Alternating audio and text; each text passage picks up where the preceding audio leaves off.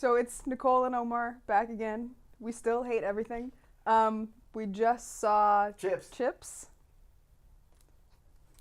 That was a good. we know we're usually deadpan in the face, but that's actually excitement. I really wanted to see this one. It wasn't Lego Batman, but I still wanted to see. I had a good feel. I was like Michael Pena and Dax Shepard. I was like, it was good. It was good. It was real. There were moments of just like bent over laughter. Yes. So I would recommend seeing it. Slapping the other chair that's empty next to me. Michael Pena he's going to be playing Ponch from the TV show Chips. He's an FBI agent. He's going undercover to stop these technically bank robbery, armored truck heists, yeah. And Dax Shepard will be his partner. He's a rookie. And he's also like basically a failed, not stuntsman, motocross. Motocross. He's like his name is John Baker, and he's like an X-game dirt bike, motorcycle stunt. Carrie Hart type. Yeah, there you go. Yes. So Odd Couple. Yes. And antics ensue. And the best thing about him is how he's all beat up from like motorsports. So he's got like a titanium femur. If I'm using Humerus. Yeah, I fell anatomy. And like all these scars all over him and whatnot. And like he's like popping like pills for the pain. But he's like incredible at riding a bike though. So he gets into the CHP. California Highway Patrol. Yeah, and that's where they meet up. They're funny together. They're great. Like that's just it. Like incredible. I don't really have a good critique other than like I like watching them together. It's hard to do comedy because like if it's good. It's like, well, job's done. It was funny. I laughed. Movie. I'll see you next week. Like. But okay, so here's how you know that the chemistry is good. So before we saw the movie, Omar sent me links to like these short sketches with Dax Shepard, Michael Pena, and Kristen Bell, who's married to Dax Shepard. Those were just like just on the strength of those alone, I thought the movie would be funny, and I was right. And I like that Michael Pena can play like any type of character. I feel like he's really like funny, humorous, serious. So in this one, he was more like at times he was a straight man, and then at times it flipped, and he was like the humorous one. So that flipped between the two.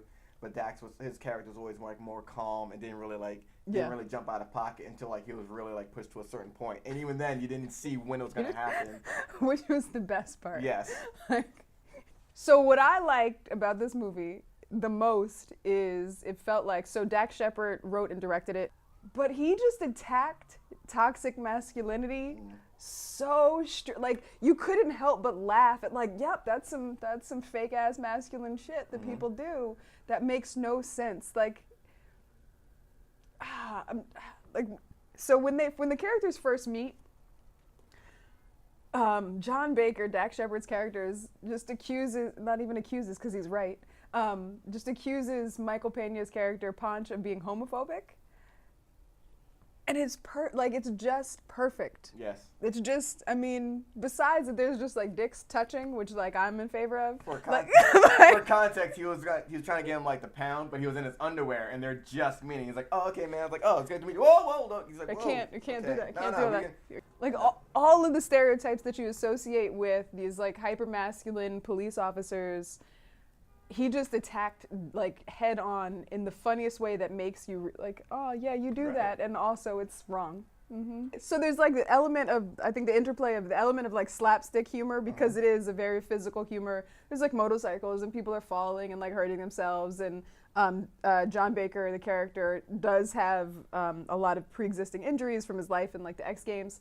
So he's got like some physical things he's working on, and they use that in the humor. But so there's this layer of like slapstick humor, but then there's also this layer of like very cutting social commentary. Yes. And I like that it wasn't just one or the other. It wasn't just all intellectual and it wasn't just all visceral. It was the constant interplay of the two of those things.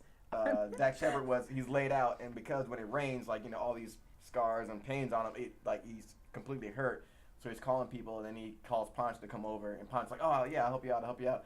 And he's like, oh, you need anything else? He's like, I need you to move me into the tub. And he's like, can't do it. He's like, are you serious? He just was avoiding eye contact the entire time. It's like, I can't move you. I can't help you. It's like, you're not even facing me. You're such a homophobe. It's like, no, man, anyone can be a homophobe, man. All right. So one thing that was surprising in watching the movie was the caliber of actors that they had.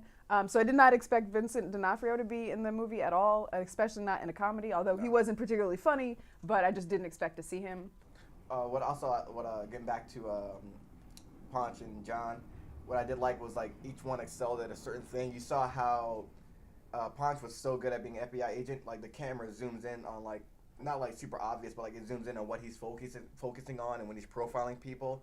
And he's so good that like it kind of blindsides him as well, because then John was able to point out certain things that he missed. Yep. And you saw how well John knowing like motors and sports like that, how that helped as a key part of the investigation as well. And then Ponch kind of coming around like, oh, this guy's maybe he's treating him like a rookie, but it's like, oh no, this is like it came off as genuine compassion. Like, no, you're good at something. But they kept like butting heads to a certain extent where it kept overlapping that like respect. The partnership made sense. Yes, it made so much sense. Like, and they did not like each other in the beginning, like what with the homophobia Yes. and everything. Yes.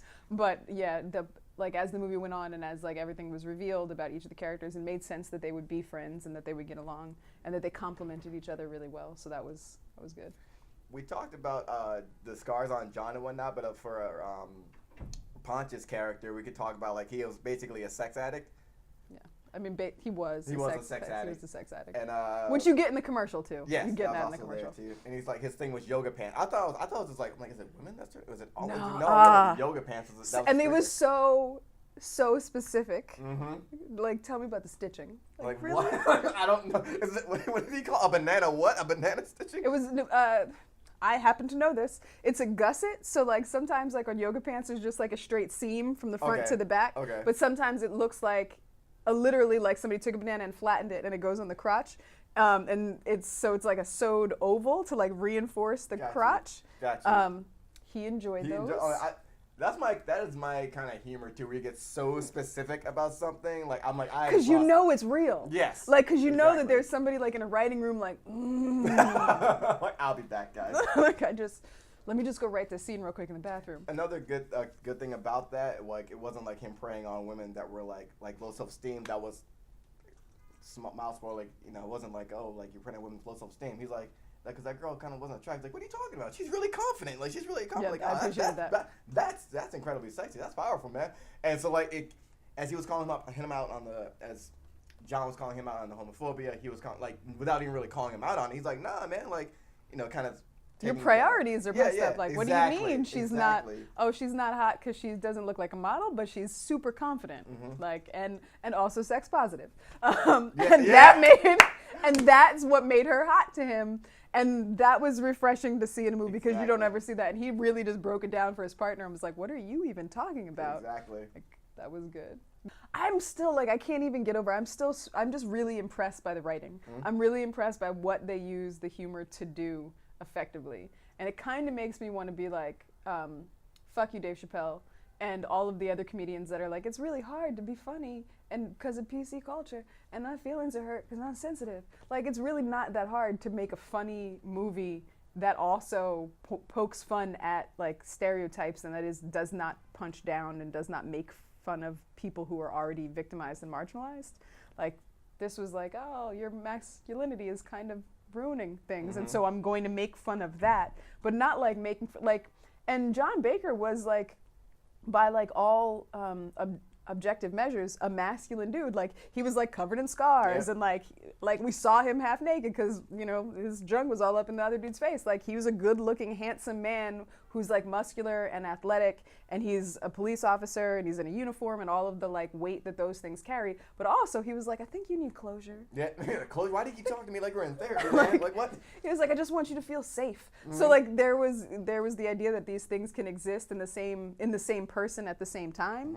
And I think that was an effective thing, that it's not just like, oh, we're going to make fun of masculinity, and in doing so, we're going to feminize you. We're going to poke fun of the things about masculinity that are toxic and not the things that are not. And that was, I don't know, I feel like that's going to stick with me for a while.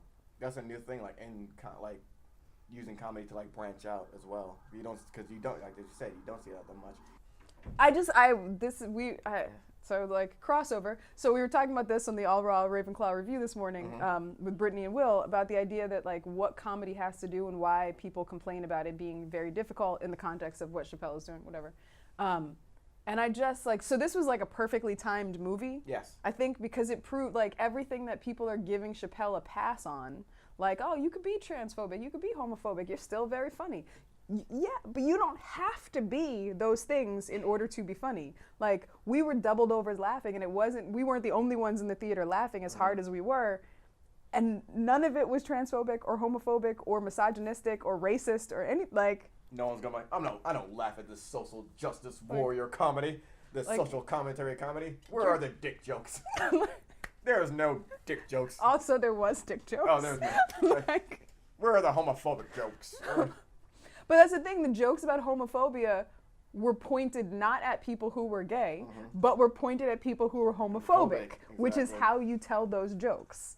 Like, because people who are homophobic don't need their values reinforced. Exactly. But like people who are the victims of homophobia need to know that they're supported. And like that's what that comedy does. All right, you ready to score this then? I am hungry. I'm so hungry. I'm very hungry. I'm so hungry. I'm probably gonna miss my bus back. So hungry. Out of ass eating, are we doing it? Yeah, let's do this. Out of ass eating, yes. Yeah, yeah. It's already on the table. You gotta do it. Yeah.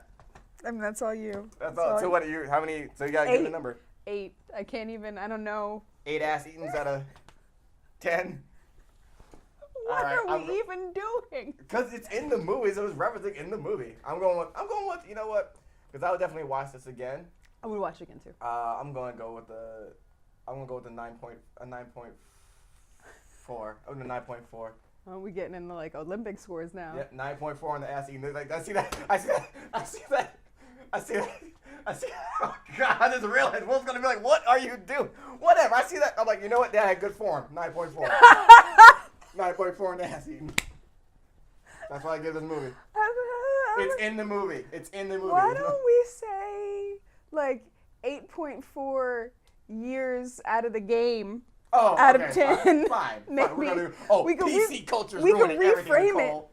No, I just don't yell at me, Will.